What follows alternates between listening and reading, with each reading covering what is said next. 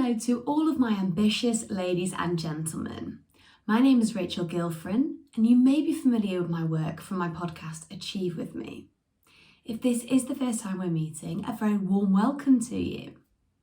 Now today's video is going to be all about assertive behaviour. Many women who work with me within my coaching practice work within the corporate sector, and typically they'll come to me for one of two things. Firstly, to improve their confidence tenfold to make sure that their promotability continues to increase. But secondly, to look at ways in which they can begin to come across in a more assertive manner.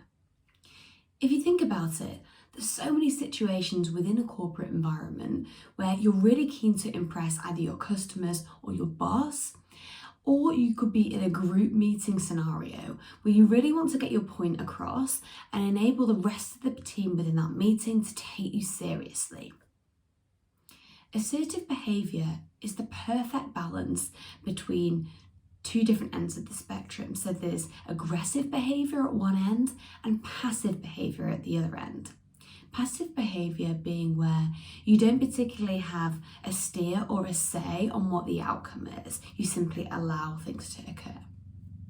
Now, assertive people will, with practice, seek out a win-win situation, and they understand the value behind making their beliefs and values known and understood by others. Now, being assertive brings together a number of skills that you can perfect over time, but the most important thing to remember is you need to ensure that you are committed to improving the way in which you come across and by changing your behaviours as well.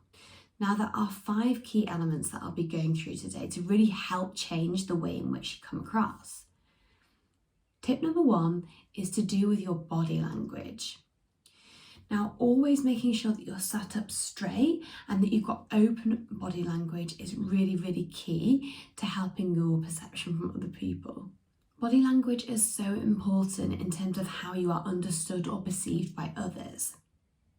In a recent Harvard study of communications, they cited that 55% of a first impression was made up completely of the visual element. This means that how we look and how we come across is a lot more important than we might have given it credit for. Always ensure that you're coming across open, relaxed and engaged. Make sure that you keep that eye contact and you show that you really want to be there. Now, in a meeting scenario, think about the location that you tend to go to when you go into that meeting room. For example, if your meeting is in a boardroom, do you always go to sit at the back of the room? Or do you often walk straight in there and sit at the front? By walking in there early and making sure that you're sat right at the front shows that you're inviting any comments and that you want to be involved in the conversation. Another key element of body language in this situation is to place your hands on the table within full view in a relaxed stance. Again, this is inviting and engaging, and it makes it look as though you're really keen to participate in the meeting rather than just being a passive observer. The second tip to come across more assertive is to really work on your negotiation skills. Now, often the feedback that I've had from women has been, well, I haven't been in a situation where I can practice my skills. But I find the best thing to do is to think of hypothetical situations that you're likely to be in the future.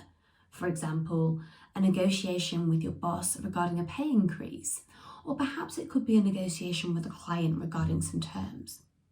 The main thing is that you can think up some theoretical situations and really start to plan how you would shape that conversation.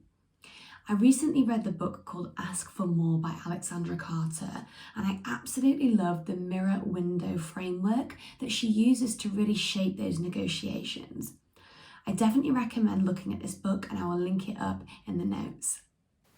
Now, my third tip to look out for when you are attempting to become more assertive in your behaviour is to really start monitoring the language that we use.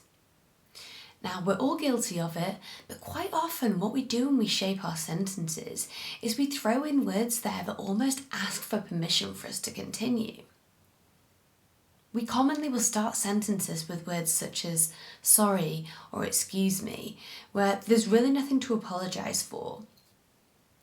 Being assertive means keeping your sentences short, sharp and snappy, and keeping it to the point as well, because when you speak with conviction and get that point across, people are less likely to either disagree with you or try and cut across or dismiss what you've said. Within a meeting environment, it can often be quite difficult to find the right time to get your point across. I've lost count of how many times I've sat there in a meeting, frantically waiting for my turn to speak. And what I should have done is really just found an in and made the right time for me to speak. Now, rather than using phrases such as, "Excuse me, can I just," when I'm trying to put across my point, I should say things like, "I have some thoughts." And really get in there with an assertive opening that makes people want to hear what you've got to say, because you're commanding the respect of the room. My fourth tip on coming across more assertive really relates to looking at these word swaps that we've started to implement. Now, my recommendation is to really create a bit of a bank of assertive phrases that you can begin to use. So what you might do is note down a few things that you've thought after the meeting. "Oh, I wish I'd said that." Can anyone relate? I know that I've been in that position so many times. So when you do leave the meeting and think, "I wish I'd said that," start making a bank of these phrases that you can begin to tweak and implement and work into your next meeting, so that every time that you are in that position, you're continuously improving. Simply just keep them either on your phone or on a written list, and just look through them periodically to try and refresh them in your mind to make sure that they are at the forefront of your mind when you do go into that situation. You can also look at people that you admire, whether that's somebody within your organisation or somebody who's online within the public domain, and look at taking some of the phrases that they might utilise where you think, "Oh, they come across really professional or assertive in that way," and then really start to make sure that you begin using them. Now, this can prove so useful when you really want to say no to somebody, but you really don't know how. There's a lot of situations where people do try and add to your workload within the corporate environment. And because you can struggle to find a right way of saying a firm no, but without coming across as though you're not invested within your role. And so really using some of these phrases can help, such as, "Unfortunately, I'm no longer available to help out with this work due to this increased workload. Perhaps we can work on finding an alternative example for you to utilise." And finally, my fifth tip has to do with how you come across in your language within written emails. Now, this can be a bit of a giveaway sometimes when we often put far too much information backed by emotion within an email. The recipient gets the email and is a little confused about how concise the email is. They're not really sure exactly what we're asking.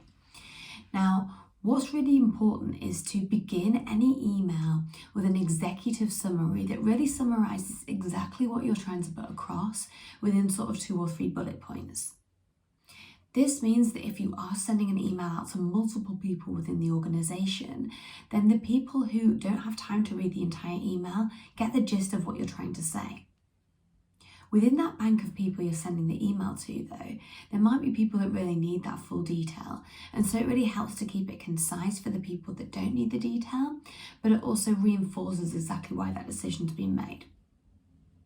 By summarising at the end of the email with a short line saying "action" in bold, it really draws the eyes to that action, and it means that anybody who is skim reading the email will really understand exactly what's required from them as the recipient. So there's my 5 tips to improve your assertive behaviour. Of course, there's never an overnight fix for anything, but there's certainly things that you can really start implementing today to change people's perceptions of you and really increase that promotability. My name is Rachel Gilfrin. Please subscribe to my channel, and if you haven't already, tune into my podcast, Achieve With Me. Bye.